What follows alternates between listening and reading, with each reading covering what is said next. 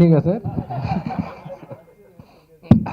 Media మిత్రులందరికీ ప్రతి ఒక్కరికి పేరు పేరున ఇక్కడికి విచ్చేసిన వాళ్ళందరికీ నమస్కారం.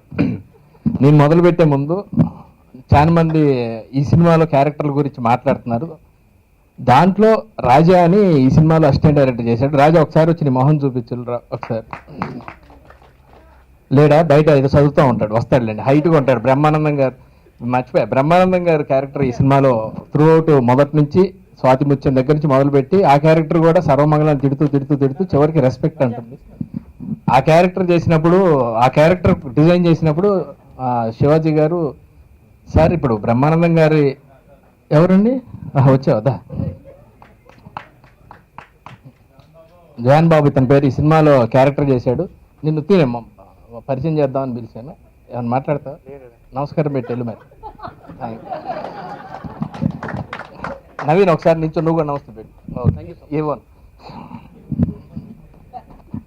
అది బ్రహ్మానందం గారి క్యారెక్టర్ ఇలా డిజైన్ చేసినప్పుడు శివాజీ గారు అడిగారు, సార్ వెళ్ళి ఆయన గారి పర్మిషన్ అడగాలి కదండి అంటే, పర్లేదు సార్ నేను అడుగుతాను, మీకు పరిచయం లేదు కదా నేను అడుగుతానని బ్రహ్మానందం గారికి ఫోన్ చేసి, గురుగారు మీది ఓ ఫోటో వస్తూ ఉంటుంది సినిమా మధ్య మధ్యలో, లాస్ట్కి ఇలా రెస్పెక్ట్ ఉంటుంది అంటే, ఫోటో ఎందుకురా నన్నే పెట్టుకొని నీకోసం ఫ్రీగా చేస్తా అన్నారు. మిమ్మల్ని పెట్టుకుంటే మామూలుగా సార్, మేము అక్కడెక్కడో భీమిలీలో షూటింగ్ చేస్తా ఉన్నాం, మిమ్మల్ని అక్కడ దాకా తీసుకెళ్ళి మిమ్మల్ని ఇబ్బంది పెట్టడం మాకు ఇష్టం లేదు సార్ అంటే ఓకే అన్నారు. అన్న తర్వాత ఈయన సార్ బ్రహ్మానందం గారికి పద్మశ్రీ బ్రహ్మానందం గారికి ధన్యవాదాలు అని వేయాలంటే, నేను అదే విషయం ఆయన అడిగాను, సార్ ఎలా డాక్టర్ పద్మశ్రీ బ్రహ్మానందం గారికి ధన్యవాదాలు, నా సినిమాలో నా పేరు ఉంటాం ఏంటి అన్నాడు. థ్యాంక్ యూ మీడియా వాళ్ళ ముందు బ్రహ్మానందం గారికి ఇంత పెద్ద మనసుతో నా సినిమా అని ఆయన థ్యాంక్స్ కార్డు కూడా వద్దన్నారు. ఆయనకి చాలా థ్యాంక్స్ చెప్తున్నాను. Thank you sir, thank you very much. ఏమనుకోకపోతే రాణి గారు,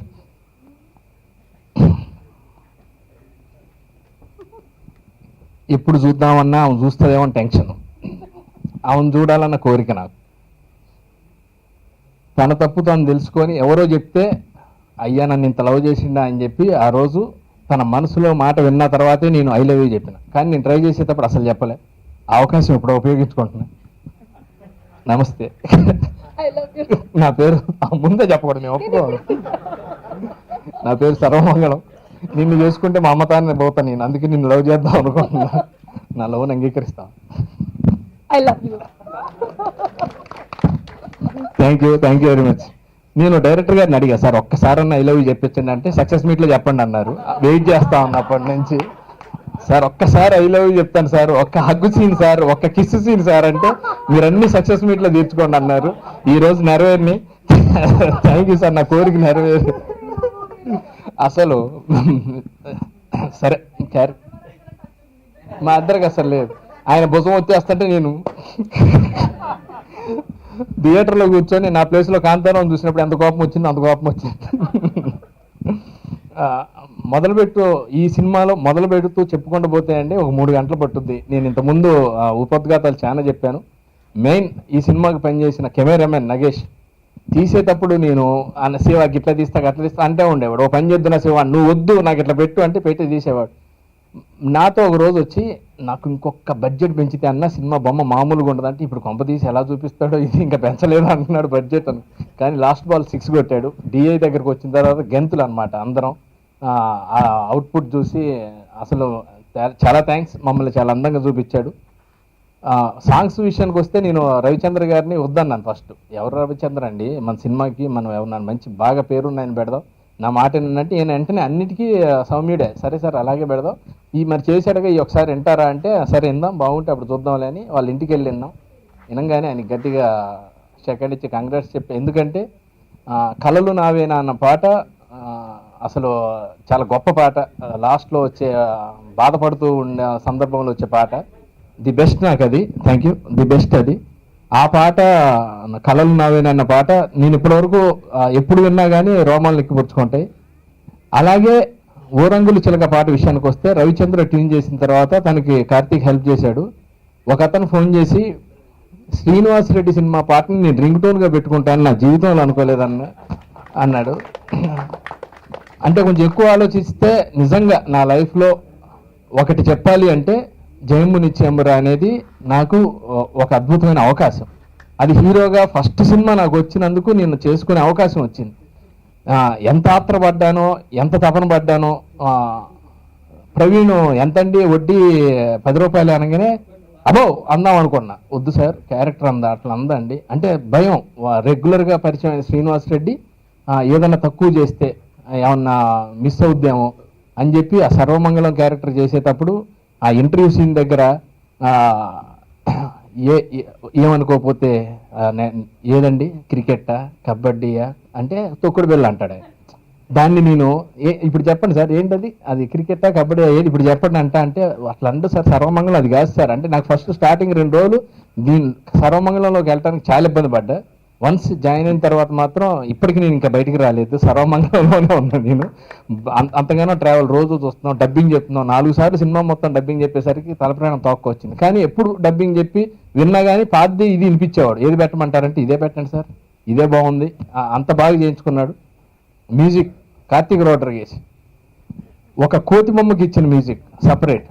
ఆ మ్యూజిక్ రవివర్మ గారికి సంబంధించిన కోతి బొమ్మ దగ్గర ఇచ్చిన బ్యాక్గ్రౌండ్ నేను ఇంట్లో గదిలో కిటికీ దగ్గర ఉన్నప్పుడు ఇస్తే కనెక్ట్ అవుతుంది. హీరోయిన్ పరిచయం అయిన దాకా ఓ రంగుల చిలక, పరిచయం అయిన దగ్గర నుంచి ఒక తృప్తికరమైన మ్యూజిక్ ఫ్లూట్తో ఎంతో అద్భుతం. పరిచయం తర్వాత బండి మీద తీసుకెళ్లేటప్పుడు ఇంకో మ్యూజిక్.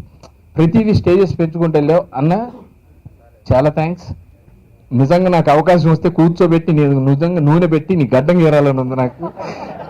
అంత ప్రేమగా అంత ముద్దు ఉంది నాకు. చాలా చాలా థ్యాంక్స్ అన్న. నువ్వు చిన్నోడు కాబట్టి ఇంకా ఎక్కువ చెప్పలేను. చాలా థ్యాంక్స్. చాలా బంగారు భవిష్యత్తు ఉంది. రేపు పెద్దోడు అవుతావు నువ్వు. అప్పుడు కూడా నేను అడిగితే చేయాలి. నాకు మా రవికి కూడా నేను పర్మిషన్ తీసుకున్నాను, రవిచంద్రన్ కూడా అన్న నువ్వు కూడా చేయాలి, మళ్ళీ కుదరదు నెక్స్ట్ అడిగితే ఎప్పుడన్నా ఏదైనా అవకాశం వచ్చి మంచి కథ వచ్చితే నా దగ్గరికి నేను మీ దగ్గరకు వస్తాను, నన్ను గుర్తుపెట్టుకోండి అని చెప్పి. అంత గొప్ప వాళ్ళు అవుతారు. ఇంకా ప్రొడక్షన్ దగ్గరకు వస్తే ఎస్ఆర్ఎఫ్ నాకు ఎస్ఆర్ఎఫ్ అని శివరాజ్ ఫిల్మ్స్ అండ్ అని పెట్టానని ఫస్ట్ బొమ్మ తయారు చేసి ఒక డిజైన్ తయారు చేసి చూపించగానే ఎస్ఆర్ఎఫ్ శ్రీనివాస్ రెడ్డి ఫిలిమ్స్ భలే ఉందనుకున్నాను. కాదు సార్ శివరాజ్ అని పైన శ్రీనివాస్ రెడ్డి ఫిలిమ్స్ సార్, కింద శివరాజ్ సార్, ఇది ఫిక్స్ అవ్వండి అని చెప్పాను నేను. సార్ శివరాజ్ ఫిలిమ్స్ కాదు శ్రీనివాస్ రెడ్డి ఫిలిమ్స్, ఇది ప్లీజ్ నన్ను పార్టీ చేసుకోండి మీ బ్యానర్. అంతేనా? Okay thank you.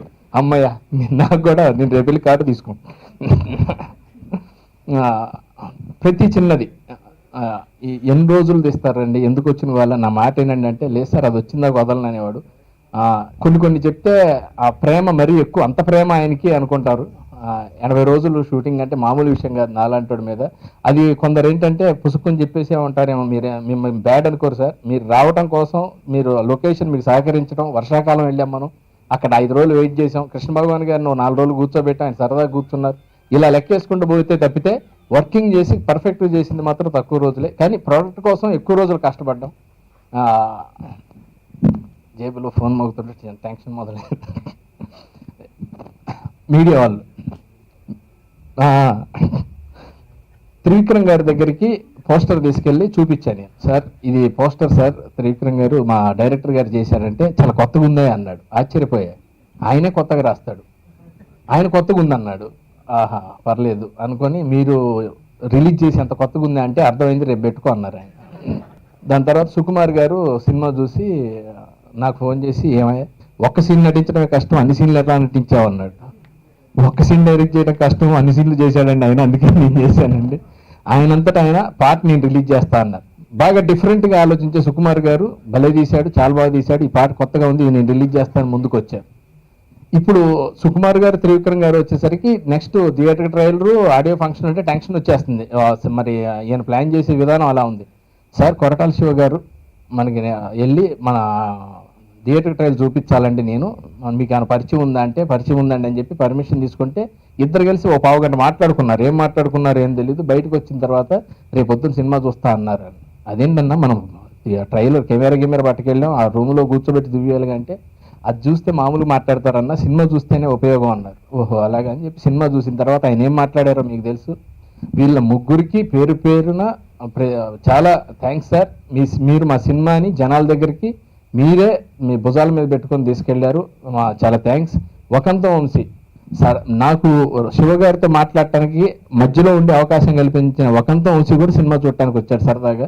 నాతో జర్నీ అంటే అసిస్టెంట్ డైరెక్టర్గా ఇద్దరం కలిసి ఉన్న దగ్గర నుంచి ఉన్న అనిల్ రావుపుణ్ణి కూడా రమ్మంటే ఆయన వచ్చారు. వాళ్ళు సినిమా చూసి మేము కూడా వస్తాం సాయంత్రం ఫంక్షన్గా అన్న, చాలా థ్యాంక్స్ అన్న, చాలా థ్యాంక్స్. వాళ్ళకు కూడా వంశీ గారికి, వకంత వంశీ గారికి, అనిల్ రావుపుడి గారికి, మీకు కూడా చాలా థ్యాంక్స్. ఈ సినిమా జనాల దగ్గర తీసుకెళ్లారు. ఆ తర్వాత మీడియా వాళ్ళు ప్రతి ఒక్కళ్ళు స్పెషల్ ప్రోగ్రామ్ చేశారు. నేను ప్రతి వెబ్సైట్లో చేశా. అసలు కొందరైతే ఇన్ని ఇంటర్వ్యూలు మీరు ఎంత ఓపిక చేశారు సార్ అన్నారు. నేను ఇంకా ఉంటే మిగిలిపోయినట్టు చెప్పండి సార్, చేద్దాం. ఎవరి దగ్గరికన్నా ఒకళ్ళకి, ప్రతి ఒక్కళ్ళ దగ్గరికి వెళ్ళాలని మీ నుంచి వచ్చిన సపోర్ట్ చాలా థ్యాంక్స్. మీడియా వాళ్ళు పెద్ద మనసుతో అక్కడ దాకెందుకు, ఇందాక ప్రభు గారు వెంటనే ఫోన్ చేసి దాసరి గారికి ఫోన్ చేసి మంచి సినిమా సార్ బాగుందంటే వాడికి ఒకసారి ఫోన్ అన్నారు.